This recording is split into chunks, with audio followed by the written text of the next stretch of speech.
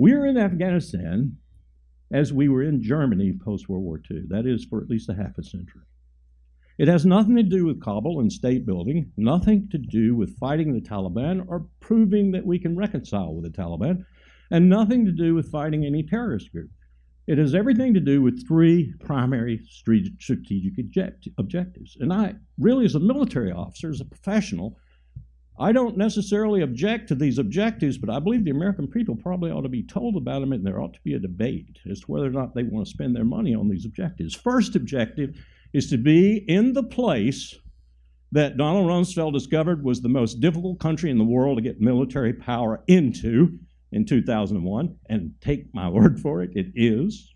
Look at it on a map and leave it there, because it is the only hard power the United States has that sits proximate to the Central Base Road Initiative of China that runs across Central Asia. If we had to impact that with military power, we are in position to do so in Afghanistan. Second reason we're there is because we're cheek and jowl with the potentially most unstable nuclear stockpile on the face of the earth in Pakistan.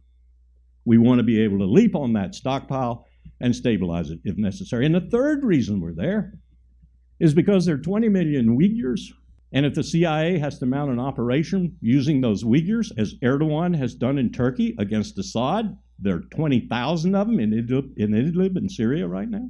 Well, the CIA would want to destabilize China, and that would be the best way to do it, to foment unrest and to join with those Uyghurs in pushing the Han Chinese and Beijing from internal places rather than external.